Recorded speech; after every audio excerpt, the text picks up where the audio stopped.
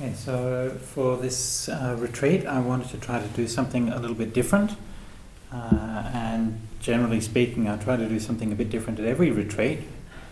I was, a couple of years ago, an Aboriginal elder told me that my totem is the kangaroo. And the distinctive feature of the kangaroo is kangaroos can only go forwards, they can't go backwards. One of the few animals that can't walk backwards. So that's me. I can only go forwards and I can't go back. So I don't like to do the same thing again and again. And so what I'd like to do is to present the retreat in a slightly different way every time. And for this one, I thought that I would like to use as a framework for the retreat, I'd like to use the life of the Buddha. So what I'll do is that during the retreat each day, we'll go through the life of the Buddha, and we'll talk about a different aspect of the life of the Buddha, both as history and as mythology, that is to say as fact and as sacred story, because both of those things are meaningful and both of those things are part of the heritage of the Buddhist tradition. In the Buddhist tradition, the life of the Buddha is one of the fundamental ways that the Buddha's teachings are brought across. Why? Because they can frame the Dhamma within an actual human life, rather than within just a theory or an idea. And so you'll find if you go to different Buddhist countries and different temples and things like that, you'll find that the events from the life of the Buddha are told again and again and again in the murals and the Dhamma talks and all kinds of things. Now, I'm not planning on doing too much of a kind of detailed sort of textual or historical analysis of this. I'm sure you'll be pleased to know. But I'll just give you a general background. Okay, so the Buddha lived about 2,500 years ago, and he was born in northern India in a place called Lumbini, and grew up in a town called Kapilavatthu near the Nepalese border in northern India. At 29 he went forth, spent 6 years practicing, and then became enlightened, became the Buddha. He then spent the remaining 45 years of his life teaching Dhamma before passing away at 80 in Kusinara. Oh, I'm sorry, I didn't realise I'm still up there. First I was too late, now I'm too early.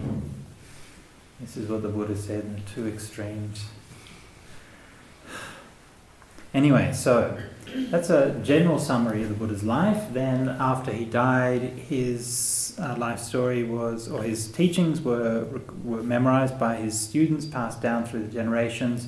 Eventually, people got around to writing biographies of the Buddha, and they wrote very extensive texts, which began as compilations, so people getting together different stories, different verses or events, narratives, and sort of clumping them all together. And we have certain texts like that, and then gradually they sort of sifted it out and reshaped it, and by the time, about 500 years after the Buddha, 500-600 years, one of the greatest poets of ancient India, in fact one of the greatest poets of all time, by the name of Ashvaghosha, wrote a book called The Life of the Buddha, where by that time the Buddha's life story was like perfectly cast as a literary event, as a classic verse account of his life. So the earliest records that we have of the Buddha's life are found in what we call the suttas, or the early Buddhist texts, and that's where I'll be primarily basing my account on. And as we shall see, not everything in the early Buddhist text is necessarily historical.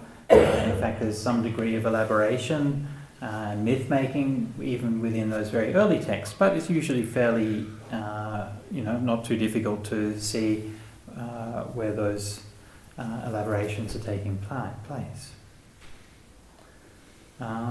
So let us begin with the Buddha's birth.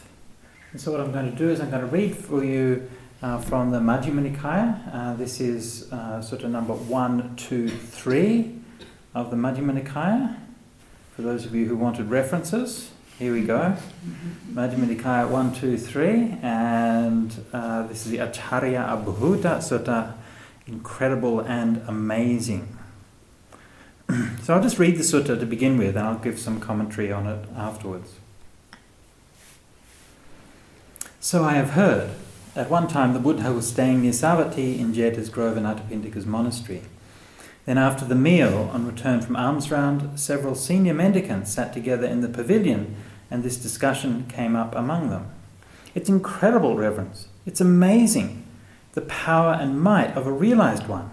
For he is able to know the Buddhas of the past, who have become completely extinguished, cut off proliferation, cut off the track, finished off the cycle and transcended suffering. He knows the caste they were born in and also their names, clans, conduct, teaching, wisdom, meditation and freedom. When they said this, Venerable Ananda said, the realized ones are incredible, Reverends, and they have incredible qualities. They're amazing and they have amazing qualities. But this conversation among those mendicants was left unfinished. Then in the late afternoon, the Buddha came out of retreat, went to the assembly hall, sat down on the seat spread out and addressed the mendicants. Mendicants, what were you sitting talking about just now? What conversation was unfinished? So the mendicants told him what they had been talking about when the Buddha arrived. The Buddha said, so, Ananda, say some more about the incredible and amazing qualities of the realized one. So the Buddha didn't have any problems with self-confidence. Sir, says Ananda, I have heard and learned this in the presence of the Buddha. Mindful and aware, the being intent on awakening was reborn in the host of joyful gods. This I remember as an incredible quality of the Buddha. I have learned this in the presence of the Buddha. Mindful and aware, the being intent on awakening remained in the host of joyful gods. This too I remember as an incredible quality of the Buddha. I've learned this in the presence of the Buddha. For the whole of that life, the being intent on awakening remained in the host of joyful gods. Also I learned this, mindful and aware, the being intent on awakening passed away from the host of joyful gods and was conceived in his mother's womb. I've learned this in the presence of the Buddha. When the being intent on awakening passes away from the host of joyful gods, he is conceived in his mother's womb. And then, in this world with its gods, Maras and Brahmas, this population with its ascetics and Brahmins, gods and humans, an immeasurable, magnificent light appears, surpassing the glory of the gods. Even in the boundless desolation of interstellar space, so utterly dark that even the light of the moon and the sun, so mighty and powerful, makes no impression, an immeasurable, magnificent light appears, surpassing the glory of the gods. And even the beings reborn there recognize each other by that light. So it seems other sentient beings have been reborn here. And this galaxy shakes and rocks and trembles, and an immeasurable, magnificent light appears in the world, surpassing the glory of the gods. This too I remember as an incredible quality of the Buddha. I have learned this in the presence of the Buddha. When the being intent on awakening is conceived in his mother's belly, 4 deities approach to guard the 4 directions, so that no human or non-human or anyone at all shall harm the being intent on awakening or its mother. I've learned this, when the being intent on awakening is conceived in his mother's belly, she becomes naturally ethical. She refrains from killing living creatures, stealing, sexual misconduct, lying, and alcoholic drinks that cause negligence. When the being intent on awakening is conceived in his mother's belly, she no longer feels sexual desire for men, and she cannot be violated by a man of lustful intent. When the being intent on awakening is conceived in his mother's belly, she obtains the 5 kinds of sensual stimulation and amuses herself, supplied and provided with them. When the being intent on awakening is conceived in his mother's belly, no afflictions beset her. She is happy and free of bodily fatigue. And she sees the being intent on awakening in her womb, complete with all his various parts, not deficient in any faculty. Suppose there were a beryl gem that was naturally beautiful, 8-faceted, well worked, and it was strung with a thread of blue, yellow, red, white, or golden brown. And someone with good eyesight were to take it in their hand and examine it. This beryl gem is naturally beautiful. In the same way, when the being intent on awakening is conceived in his mother's belly, no afflictions beset her. She's happy and free of bodily fatigue, and she sees the being intent on awakening in her womb, complete with all his various parts, not deficient in any faculty. I've learned this in the presence of the Buddha. 7 days after the being intent on awakening is born, the mother passes away and is reborn in the host of joyful gods. I've learned this. Other women carry the infant in the womb for 9 or 10 months before giving birth. Not so the mother of the being intent on awakening. She gives birth after exactly 10 months. I've learned this. Other women give birth while sitting or lying down. Not so the mother of the being intent on awakening. She only gives birth standing up. I've learned this. When the being intent on awakening emerges from his mother's womb, gods receive him first, then humans. I've learned this. When the being intent on awakening emerges from his mother's womb, before he reaches the ground, 4 deities receive him and place him before his mother, saying, "Rejoice, O Queen, an illustrious son is born to you." And I've learned this. When the being intent on awakening emerges from his mother's womb, he emerges already clean, unsoiled by waters, mucus, blood, or any other kind of impurity, pure and clean. Suppose a jewel treasure was placed on a cloth from Kasi. The jewel would not soil the cloth, nor would the cloth soil the jewel. Why not? Because of the cleanliness of them both. I've learned this. When the being intent on awakening emerges from his mother's womb, 2 streams of water appear in the sky, one cool, one warm, for bathing the being intent on awakening and his mother. I've learned this. As soon as he's born, the being intent on awakening stands firm with his own feet on the ground. Facing north, he takes 7 strides with a white parasol held above him, surveys all quarters, and makes this dramatic statement: "I am the foremost in the world. I am the eldest in the world. I am the best in the world.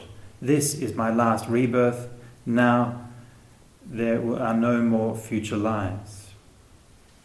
I have learned this in the presence of the Buddha. When the being intent on awakening emerges from his mother's womb, then, in this world with its gods, with its Maras and Brahmas, with its population, with its ascetics and Brahmins, gods and humans, an immeasurable, magnificent light appears, surpassing the glory of the gods. Even in the boundless desolation of interstellar space, so utterly dark that even the light of the moon and sun, so mighty and powerful, makes no impression, an immeasurable, magnificent light appears, surpassing the glory of the gods. And the sentient beings reborn there recognize each other by that light, saying, "So it seems, other sentient beings have been reborn here." And this galaxy shakes and rocks and trembles. This too I remember as an incredible and amazing quality of the Buddha. Then the Buddha responds to Ananda's statement. "So, Ananda, you should also remember this as an incredible and amazing quality of the realized one. It's that the realized one knows feelings as they arise, as they remain, and as they go away. He knows perceptions as they arise, as they remain, and as they go away. He knows thoughts as they arise, as they remain, and as they go away. This too you should remember as an incredible and amazing quality of the realized one." And Ananda responded, "Sir, the Buddha knows feelings as they arise, as they remain, and as they go away. He knows perceptions as they arise, as they remain, and as they go away. He knows thoughts as they arise, as they remain, and as they go away. This too I remember as an incredible and amazing quality of the Buddha." That's what Ananda said, and the teacher approved, satisfied those mendicants were happy with what the Venerable Ananda said. Okay, so for all of the mothers in this room, I'm sure, was that experience of childbirth very much like your own experience? Or no? I'll take that as a no then. Okay, so here we have a story which is, obviously, quite elaborated with a lot of mythical ideas. And if we were to ask, of all of those things, which ones are likely to have actually happened, there is one sutta elsewhere in the Anguttara Nikaya that also talks about the Buddha's birth, and in that sutta, the also with Ananda. Ananda remarks on how the Buddha's mother passed away after only 7 days after he was born. And so it's interesting that detail is like in a very short sutta, and that this is a very realistic human detail, because we know that, of course, maternal death after childbirth is actually very sadly very common in the world, and it still is today. Obviously is a lot less so, but in those days it was quite common. And we know that the Buddha was brought up by his auntie, Mahapajapati. So the idea that the Buddha's mother passed away shortly after he died seems quite likely to have been historically the case. As for all of those other things, the galaxy shaking and trembling and so on, I can't verify those things, so we'll just have to take that as being part of the story, perhaps not. But as a general idea, what this kind of story or this kind of mythology is saying is that there is something which is special about this birth, obviously, but more than just something being special about this birth, but that the birth in some way is an intrusion, or is a break from the cycle of birth and aging and death. And this kind of idea most commonly is expressed through, in mythology, is very widespread, almost universal, most commonly expressed through the idea of the virgin birth. And of course you're familiar with anyone from Jesus to Anakin Skywalker is born in this way. And so this is the basic idea, is that there's something happening which is incredible and special, and which is going to change the world. Right? Now,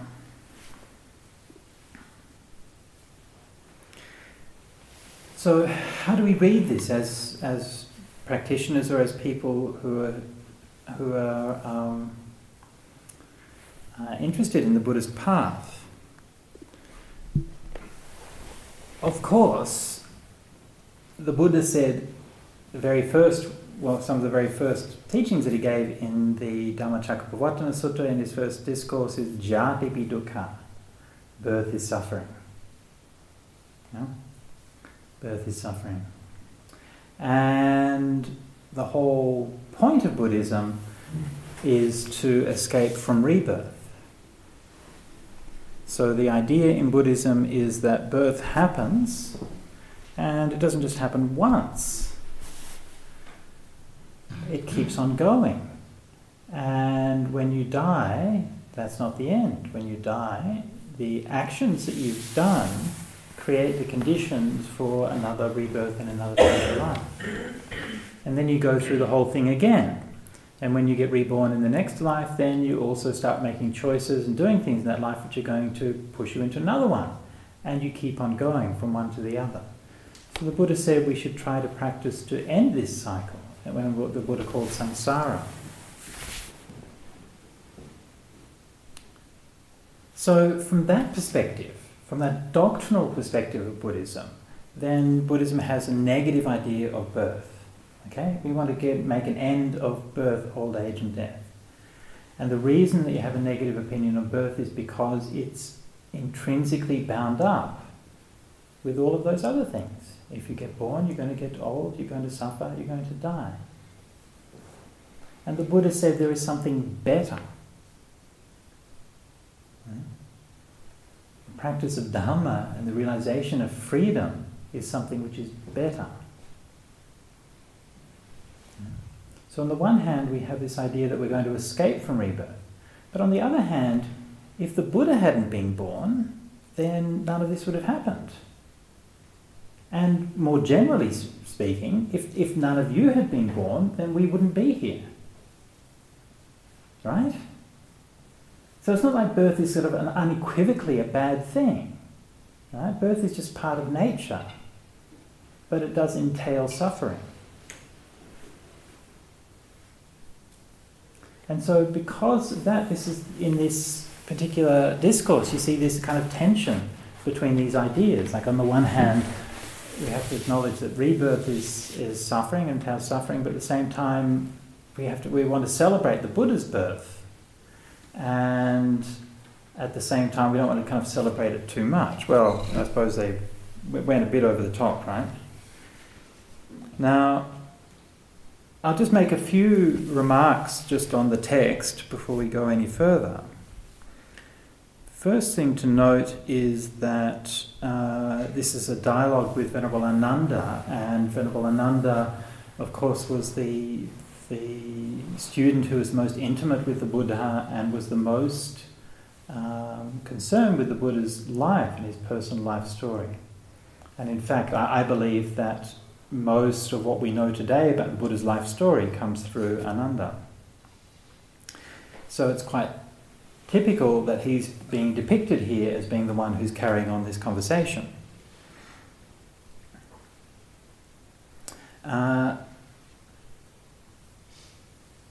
In the translation, the text uses the word bodhisattva, which you may be more familiar with in the Sanskrit form, which is bodhisattva. And bodhisattva, well, can someone tell me what bodhisattva means? On the path. Sorry? On the path. Bodhisattva means on the path. Anyone else? It's a awakened being which decided not to go to Nibbana, but to remain in samsara, to help other beings to waken up. Okay, thank you. Yeah, good. The back, yeah? According to Tibetan Buddhists, who makes the wish to come back until all beings are liberated. Right. It's quite a high standard. Yeah, someone who wants to make the wish to come back and reborn to liberate all sentient beings. So this is the meaning of the word bodhisattva, which it has in later forms of Buddhism. But in the suttas, in the early suttas, it doesn't mean that. And so this is one of those words which is important to be clear about what exactly that we're talking about. In the early suttas, the word bodhisattva means one who is intent on awakening. All right? So this idea that the bodhisattva has renounced awakening and so on, that's not what it's meaning when it's using the word here. Normally, in the suttas, the word bodhisattva is used only for the period of the 6 years after Siddhartha leaves his home, before he becomes enlightened. Right? And that's really what it means. It means it's the one who's out there doing the hard work to get enlightened. You know? And this is the only context where it's actually applied earlier, or one or two contexts where it's applied earlier. So this is applied from the beginning of the Buddha's life and even into his past life. So it's a very unusual usage, and it's one of the signs that this is a later development of this particular sutta. But what's interesting, so that's just like a historical note for when you're reading the suttas. It's important to be aware that these doctrines evolved and changed over time. So when you're reading one particular kind of literature, then you have to know how the words are used in that particular place, because they're not used in the same meaning in different kinds of literature. The interesting thing about here is that Ananda's first words are mindful and aware. Right? This is the first thing that Ananda mentions, mindful and aware, sato cha sampajano. The Buddha is reborn in his past life and passes away and gets reborn in this life and so on. So what's actually happening with that? Well, of course, this is this idea that if somebody has a high level of spiritual development, then when you pass away, when you die, if you're mindful and your mind is clear, then you can keep that mindfulness through that process of rebirth. Right? This is what this is alluding to. Now, obviously, if it's talking about the being who was to become the Buddha, then you're talking about a very high level of spiritual development, and so the assumption or the idea is that he's fully aware of that process as he goes through it. Okay? And the nice thing about this, and one of the things I like most about this particular sutta, is if you skip all through Ananda's amazing stuff and you come back to what the Buddha says at the end, the Buddha says, well, what's actually amazing about me is that I know my thoughts and my perceptions and my feelings. That's pretty amazing, right? Yeah? And it's very sly. Yeah, so the Buddha's not saying, okay, Ananda, you sort of calm down with all of this stuff, right? Don't get too excited with all these kind of lights appearing and devas and all of that stuff. That's all the magic tricks, right? But the real important thing is that the Buddha is aware of his thoughts, feelings and perceptions. And what's not made explicit in this sutta, but which you can learn from elsewhere in the suttas, is that that particular practice that the Buddha mentions at the end, right? Being aware of thoughts as they arise, as they persist and as they pass away, being aware of feelings, being aware of perceptions as they arise and persist and pass away, that practice leads to what? Specifically, it leads to mindfulness and full awareness, sati and sampajanya. In other words, the practice that the Buddha says at the end is precisely what leads to the first qualities mentioned by Ananda at the beginning. Do you see?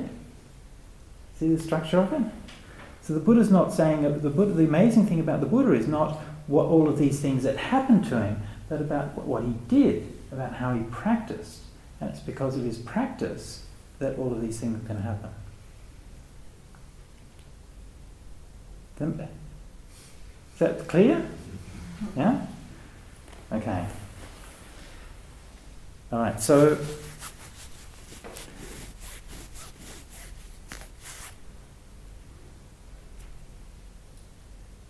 now I don't want to talk too much about all of those different kind of amazing and kind of miraculous things that's going on there, but please feel, if there's anything that happened in there that you were like, what, hang on, what's that?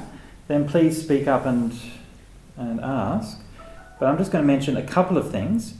First of all, the coolest one, of course, is when the light appears throughout all of the galaxies and the whole galaxy shakes. But even cooler than that bit is the bit where the sentient beings reborn in the interstellar space will be illuminated by that light, and that they'll recognize each other. So this means that there are not just aliens living on other planets, right? Here we're talking about some kind of beings that are living in the middle of interstellar space. And to that I have only two words to say: Boltzmann brains. Does anyone know what Boltzmann brains are? No? No? Oh, you don't know what Boltzmann brains are? Okay, let me explain what Boltzmann brains are. Would you like to know? Okay, Boltzmann brains. Boltzmann brains are an actual thing. I can Google it for you if you like. I'm not just making this thing up. But Boltzmann brains are a speculation in quantum theory. Now, in quantum theory, they have this idea that a particle can just manifest in a vacuum and then disappear. So it just pops into existence and then pops out of existence. Now, the problem is that if one particle can pop into existence and pop out of existence, the probability of that is very small, but it happens. But if one particle can do it, then two particles can pop into existence next to each other, boop, and then disappear. It's very, very unlikely, but given how big the universe is, it happens. And if two particles can do it, three can. And if three can do it, a whole brain can pop into existence out of nothing and float around in the middle of interstellar space.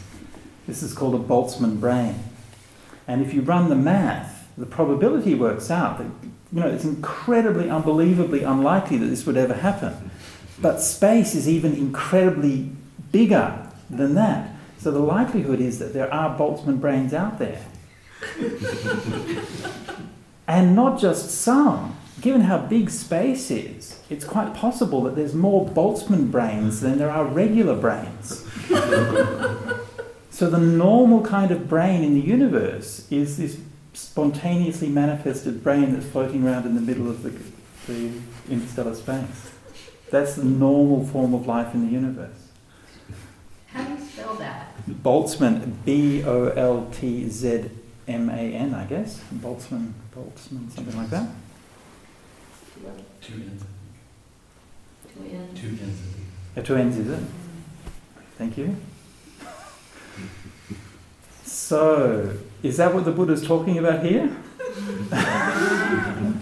You see, you read this, you thought that seemed completely incredible, but then, well, now it's science, so it must be true, right?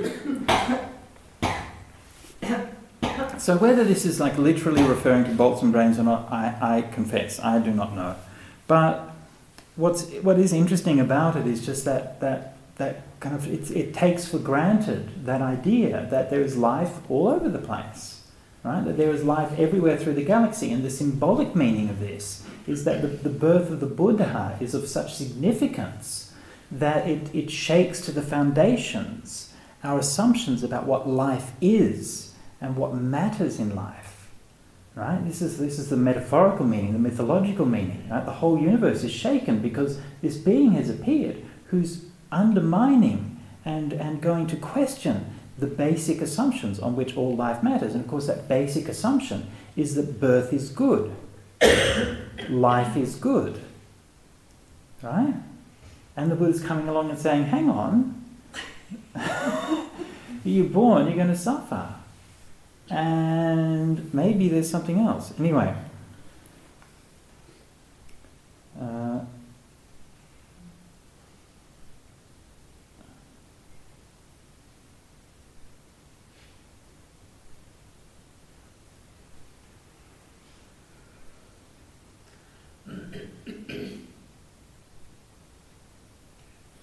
So, then the other bit which is obviously very symbolic is when the Bodhisattva, he's born, and as soon as he's born, he stands firm with his own feet on the ground. I can't help thinking this must have been a big shock to all of the people who were there. You can imagine like the midwives, and because this, according to the tradition, then this event happened while Buddha's mother was on a journey. This also is quite a plausible detail because it's quite an accepted custom in those parts that when a woman came close to the time of giving birth, that she would go back to her family home from the husband's home, go back to her home for the birth. And so, according to the tradition, she was travelling back from Maya was travelling back from Kapilavatthu to her home in Devadaha. And then gave birth along the way at not Devadaha, sorry, that's someone else. Where is Maya's birthplace? Sorry? She gave birth at Lumbini, yeah. Maya's birthplace is... Sorry, Maya's hometown is... Oh, can't escape me at the moment. Anyway, so she gave birth on the journey. Of course, this also is very significant, and you think many of the different heroes, like Jesus, gave birth on a journey, and so on and so forth. It's another one of these mythic motifs. I won't go too much into the mythological significance of it now, but anyway, she's there, she's holding onto a tree, the sal tree, she gives birth, and Bodhisattva stands on his feet, and everyone's like, what's going on here? Facing north. And then all of this passage is very, very deeply doctrinally significant. So when he stands on his own 2 feet, then this is a sign that he will become enlightened through his own practice and own endeavours. Then facing north, the word uttara in Pali means the beyond. So the word north and beyond mean the same thing. So in other words, facing the beyond, facing the transcendent, facing the north. He takes 7 strides. So the 7 strides can be interpreted doctrinally as being the 7 factors of awakening. But more, I think a better reading of that is it's meant mythologically or symbolically. In mythology, the number 7 is very common, and typically the number 7 symbolises the entire cycle of creation. This is the basic idea of the number 7 because it's represented by the 7 planets and different kinds of things like that. So, in the 7 days of the week and so on. So, the idea of like the whole cycle of life. So, he's facing beyond and taking the 7 strides across the whole cycle of life with a white parasol held above him. Yeah, so, the white parasol, again, the sign of royalty and dignity, surveys all of the quarters. Indication of his all-encompassing knowledge, and then makes this dramatic statement. So when I'm reading this, the language is highly emphatic here. I should even make it more emphatic in the translation, I think. Facing north, he takes 7 strides with a white parasol. In fact, the Pali word is Sattapada Vitihara. And it's a very special word. It means something like take 7 mighty strides, something like that. And then, I am the foremost in the world, I am the eldest in the world, I am the best in the world. All right.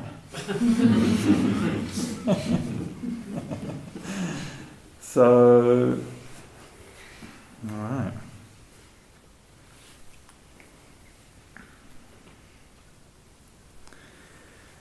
Okay, so one of the things that this story does is it dramatizes this moment. And because it's dramatizing this moment, it, as part of a narrative, it doesn't feel the need to resolve these dilemmas. So I mentioned before, we have that dilemma that on the one hand, life is good, we wouldn't be here without life, we enjoy it, we're happy, we're better off alive than dead. At the same time, we want to escape from it. And there's this tension in the Buddhism and the Buddhist path between these two aspects. And that tension is felt throughout the Buddha's life. For example, later on in the Buddha's life when he wanted to go forth, did he stay home with his family or did he go forth? It's the same kind of tension. And here, as a kind of narrative, then it's kind of playing with this kind of thing because it's celebrating that act of birth. At the same time, it's distancing the birth of the Buddha from an ordinary biological birth. I mean, it's not messy and painful and dangerous like a messy biological birth. Although, well, Maya did die, so I guess it still was dangerous. And all of these are, of course, issues and questions which face all of us. And, you know, as a monk, then I've made my choice. You know, I'm not starting a family in this life, and that's my choice. And I'm going to practice the Dhamma as best I can, and hopefully I'll get enlightened. Everybody here in this room has their own choice to make, and everybody here will be making a different choice, or for complex reasons that often we can't understand. Then, of course, one of the issues that we face today is that into that mix we then throw climate change, and we throw the fact that there is not a negligible possibility that any children that we have will not live to be very old, or that they'll live in a world that is drastically less amenable than the world that we've known. A few days ago I read an article in The Guardian, which I would like to read for you. And I'll just read it for you first before giving any comments, by a lady called Gemma Carey, who is, if I'm not mistaken,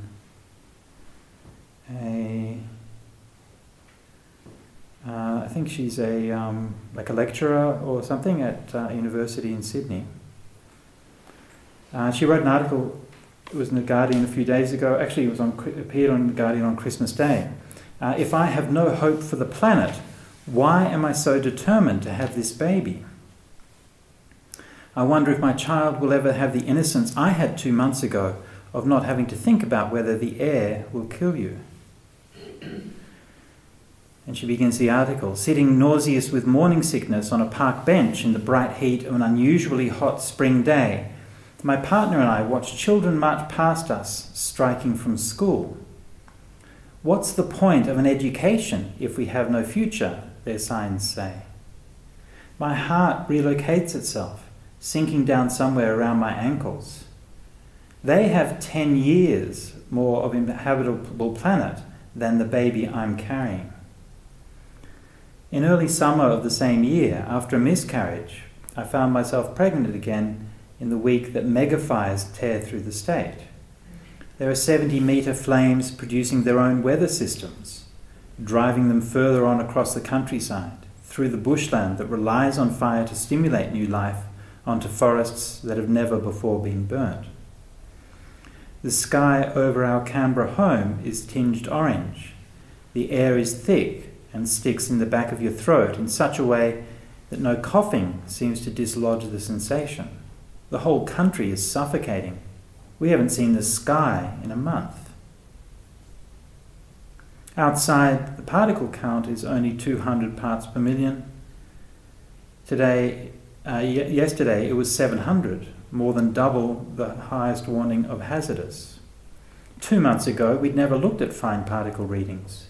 We didn't know the difference between a 10 micrometre particle that can be filtered out by your respiratory system and one smaller than 2.5 micrometers that will find its way right into your bloodstream. I wonder if my child will ever have the innocence I had 2 months ago of not having to think about whether the air will kill you. Locked in my house, waiting for a high-grade pollution mask to arrive by post, I press my nose up against the glass doors, looking at where my front fence should be. So, this is what it's like to have a baby at the end of the world. There's always a leap of faith in choosing to have a child. Will they be healthy? Can you provide for them? Will you be a good parent? Will you even know how to be a parent? We have to suspend our own disbelief in ourselves. We can do this. I can do this. There are times in history when that leap has been more existential. I can only imagine that women anxiously questioned what world we left for my child during the Cold War, during epidemics, during genocide. And I presume they continued because despite the terror, they still had hope. Hope that the atrocities of humanity, the threat of disease would quiet. Hope that their child would be one of the lucky ones. How different is this existential leap to the one women must take now, to quiet their minds as the world burns? In some ways, the threat is both more abstract and more overwhelming. War is an immediate threat to life, but war can stop as abruptly as it starts. Climate collapse is less immediate. There is, at least presently, and for most of us, no imminent loss of life. But unlike war, it cannot be stopped. Perhaps it can be slowed. Maybe a little of the damage already done could be mitigated. But as my climate researcher friend explained to me this year, there's an analogy we use to explain climate change to students. We say it's like traffic. You're not in traffic, you are traffic. I lost 2 babies in 2019. With each loss, I both grieved and felt something lift from my chest. What is it lifting? I searched. Why is there the smallest touch of relief each time this happens? I dug. Guilt was the answer. It was guilt sitting on my chest while I was pregnant that sits there now while I write pregnant again. Guilt for creating another human that has to live on this planet. Guilt for my own unborn child, that they will not live the kind of comfortable life that I have. That the things that we know we can pass on to protect our children from suffering, that previous generations have sought to pass on, will do little. Education, wisdom, wealth are useless when there's no air. When I express this guilt, or rather its dispersion after I lost babies, friends would say, don't feel climate guilt. We need a smart, informed generation if we're going to get out of this. Or it's kids like yours, like mine, that are going to change things. In these comments I see the hope that they're reaching for, the way they quiet their mind when they worry. What world will be left for my child, as countless women before them have? I envy them that hope. Maybe it will be the straw I too cling to when I finally do bring a child into this world. I nod as they talk, perhaps more to themselves than to me, and stop words leaving my lips. Thinking your child will be part of the solution, not the problem, is hubris. We are the collapse. Our children are the collapse. Why, might you ask, if I think my child could be part of the solution is merely self-soothing hubris, do I keep getting pregnant? Why, if I have no hope like my friends, am I so determined that I've now become pregnant for the 3rd time in a year? There are 2 answers to this. One is that I hope the hope will come. The other is that in choosing between the sadness of living a child-free existence, because I do not believe the earth can survive us, and the sadness of having a child whose future may be limited, I choose the latter. When I weigh them up, hold each in my mind and my hands and see which is heavier, I decide time and again that the latter is a sadness I can more easily carry. I think of my child, of the relationship I will have with them and the world we will live in, like the time my mother was terminally ill. When my mother had cancer, there was 12 months between her diagnosis and her death. I knew she would die, but knowing that didn't mean I didn't spend time with her, didn't laugh with her, find joy and beauty in our relationship, enjoy the experiences we could have while we had time.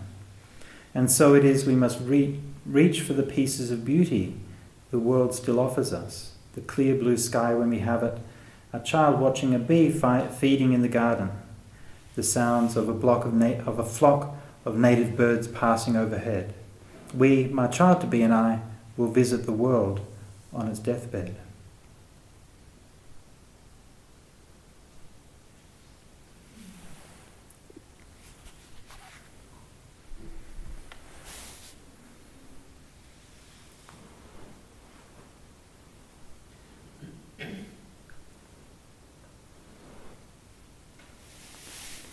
When I read that, I was very, very deeply moved. I hope that spoke something to you as well.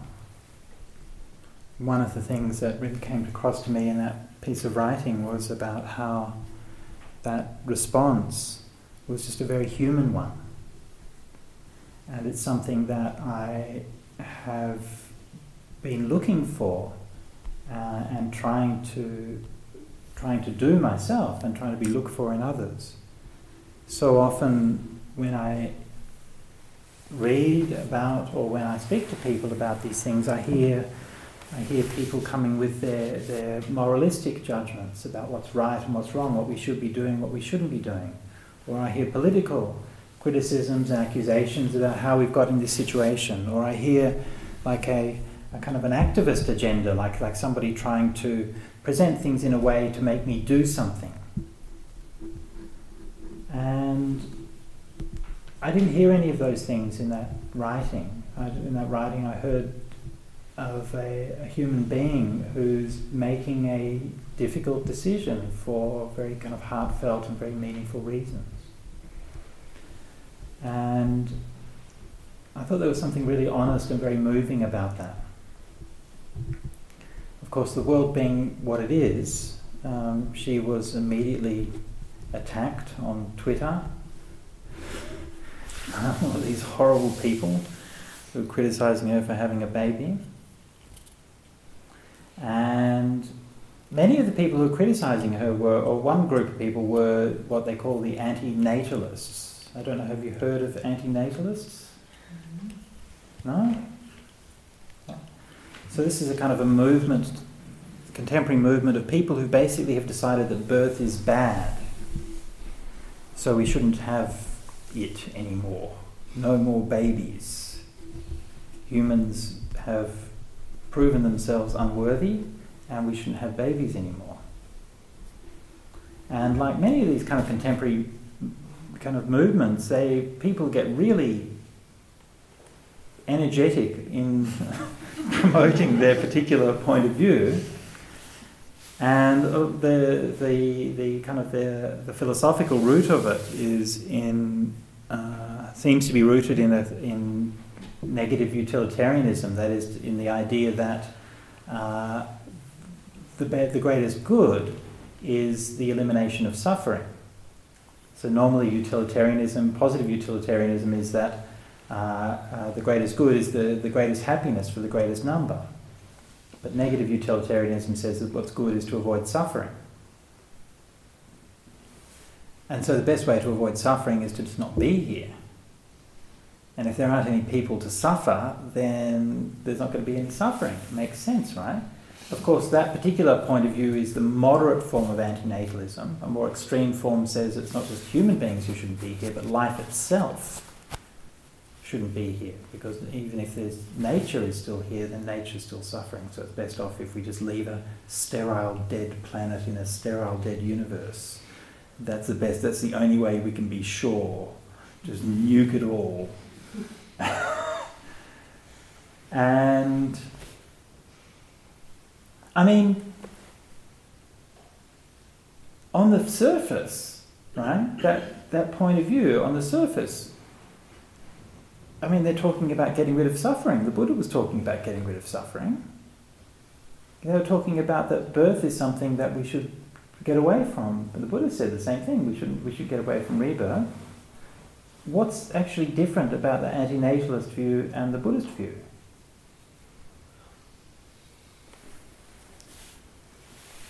You have to work for it. You have to work for it. Well, I'm sure antinatalists would say they have to work for it as well. Choice? Your own choice. Maybe, yeah. You have there's no birth in the human form, it will take shape in another form. Well, that's part of it, right? So the Buddhist point of view would say that attempt is doomed because rebirth will take place in different realms anyway. Okay, so that I think that's true, but I think it's also not quite getting the point, right? Because it's not just that antinatalist view doesn't sound just like it's ineffective. It sounds like there's something wrong with it, right? There's something disturbingly wrong with it. There's no liberation in mass suicide. There's no liberation in it. Yeah. It's just destructive. Yeah. It's like making other people do the choice rather than working on your own path. Okay. Yes, in this case it was, but you could see it need not necessarily be that, right? You could still make antinatalism a personal choice. You should say, well, from my point of view, this is what I want to do. So I don't think it necessarily involves coercion. Well, if the goal is to destroy all life, Right. not only my decision requires the others to do the same thing. Right, and in future generations as well. Yeah? For future generations to make their choices. There's something about that idea which is as a moral philosopher, then one of the problems that I have with that idea is more of a general problem with moral philosophy, is that moral philosophy is highly uncertain. Right? It's not physics. Right? I mean, we basically don't really have any idea about what the fundamental meaning of right and wrong is. I mean, is something right and wrong because, like I mentioned, that utilitarian view, because it creates happiness or suffering, or is it because it is just there's something intrinsic in the universe that makes it right or wrong, or is it because it's something that human agrees is right and wrong? And the whole field of moral philosophy is so uncertain that to take one particular viewpoint and then just impose it in that way, this kind of absolutist approach to it, is you always end up with something which sounds as horrifying as that antinatalist view. And the reason I'm bringing this up and the reason I'm mentioning it is because I found among Buddhists that it's all too easy to fall into this kind of view. And that people will say something like, oh well, we deserved it. Oh well, it's suffering anyway. Oh well, we should practice and get out of it. And that kind of view or that idea, which is driven by a doctrine, driven by an idea about what Buddhist philosophy is, and being driven by that idea about Buddhist philosophy is it somehow cuts you off from human experience and from the reality of people's lives. And so instead of our spiritual practice making our hearts grow so that we can empathize and understand and have compassion for people, our spiritual practice or our spiritual doctrine can serve the other way of cutting off that concern for others. Yeah? And this is a kind of defense mechanism, right? We can use our doctrine to make those things go away. People who follow religious paths do this kind of thing all the time. In Christianity you say, it's God's will that this happen. Yeah? Or you're like when the hurricane hit Puerto Rico, and it's so devastating, thousands of people died, and there was this horrifying preacher in Florida who said it's because of all the lesbians. Cause and effect, right? You allow same-sex marriage, and then next thing, there's this hurricane wrecking Puerto Rico. I mean, it's obvious, right? But of course, no such thing as man-made climate change. That wouldn't be real. So no matter what your doctrine or your belief or your philosophy is, if your philosophy, if the concept and the ideas of your philosophy are allowed to drive your mind too far, then you cut yourself off from your humanity.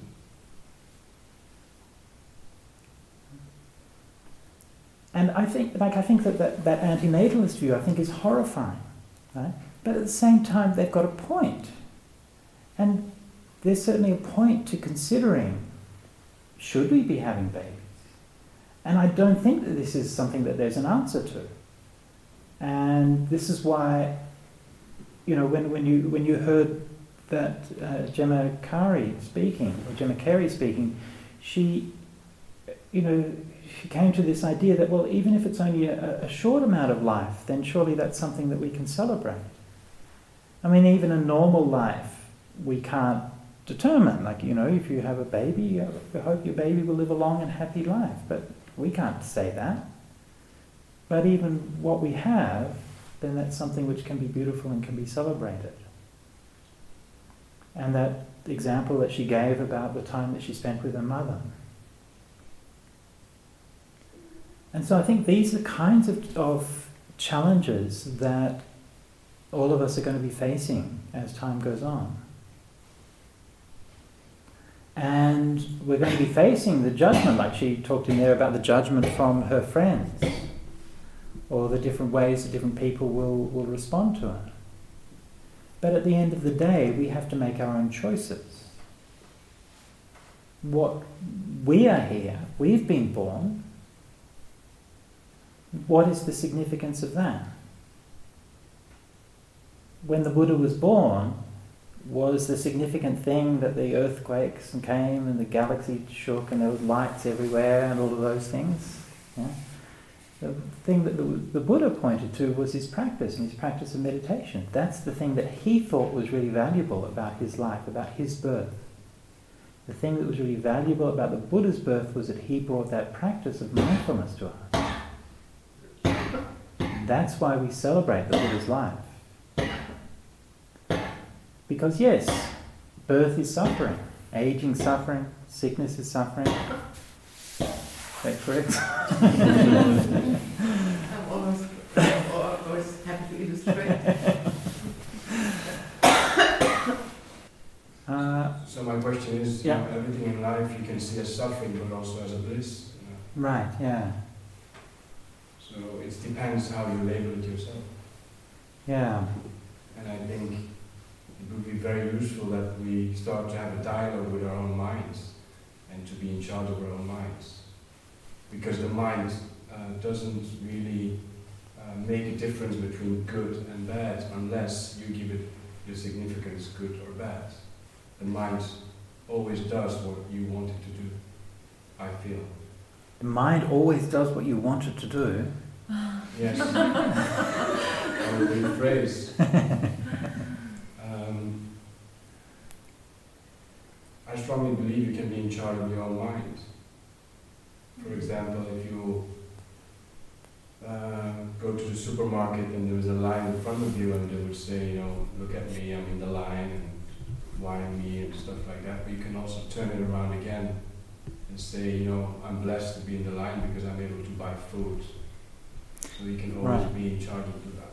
So I think it could be very useful to have a dialogue with your mind, because the mind eventually will do what you tell the mind to do.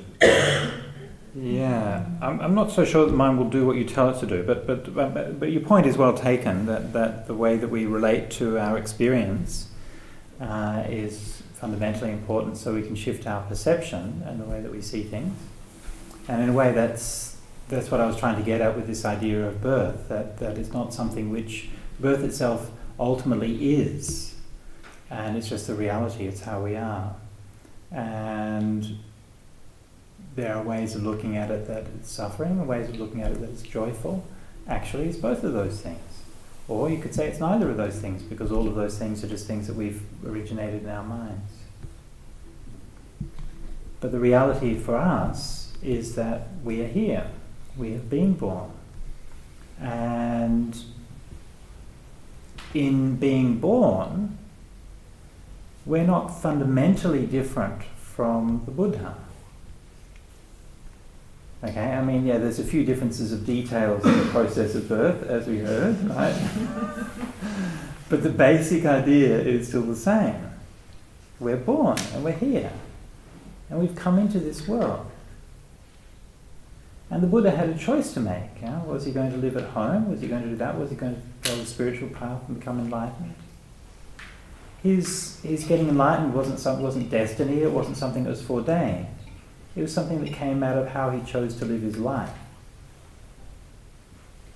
But according to the story, it was destiny because he could already stand and strike 7. Right. This is true. This is true. This is textually, yes, that's true. In terms of actually his life, I don't think that is the case. I don't think he really. I personally don't think he really did that. I think someone made that up. And I think most likely when he was born, he probably lay down and went, "Meow." That's my guess. I wasn't there, so I can't say 100%. So don't quote me on this. But according to the way that the mythology works, see one of the essential features of mythology, the basic theme of mythology is these things never were, but are always. And they make the story after. They make the story after, and the story tells of what came before, but the story came after, and so the whole thing is a big cycle. Yeah, it's a big circle. So they knew, the storytellers knew what was going to happen, right? And so for them, this was something that was always going to happen. But that's a feature of the mythic mode of storytelling. As far as the Buddha's life, if we look at other events in his life, and in the coming days, we'll be looking at the Buddha's descriptions of his meditation practice and other events in his life, and we'll see that those events are often told in much more realistic terms. And in those cases, it's very clear that he's doing this because this is a practice that he wants to do to overcome suffering. So I guess the point of this all is that here we are in this life, we've been born, we didn't necessarily get a choice in the matter. And if you feel annoyed that you didn't get a choice in the matter, then you should take that up with the appropriate authorities. And meanwhile, however, we are here and we've got to make the best of it. So how are we going to live? What choices are we going to make? And especially what Gemma Carey said in that, when she doesn't have any hope. She didn't go into any reasons why she doesn't have hope. But what was really interesting to me was that she's going ahead and living anyway.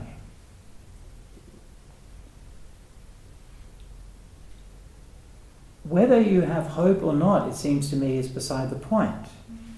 And if even like how you assess or how you understand the climate crisis or whatever, you might think that this is just way too excessive and that things are much more uncertain, we have a good chance of surviving and all of those things. Maybe that may be true. It's just, at the end of the day, it's really just probabilities. We can't predict the future. But still, regardless of all of those, it seems to me that none of those things are quite hitting the point. The point is like, what kind of person do you want to be? What kind of life do you want to lead? What is the right thing to do? And at the end of the day, whether you have hope or not is a bit beside the point. If you get up in the morning, you think, I don't have any hope, but how do you want to live that day? What kind of choices do you want to make? What kind of person do you want to be? And so these kinds of dangers and threats and crises that come to us, then they bring those things into sharp relief. And they cause us to ask these questions. So I'm going to leave you just with that for this evening.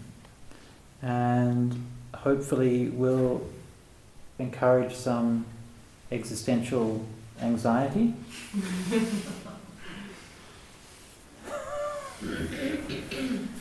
And we'll see how we go with that. Yes. Right.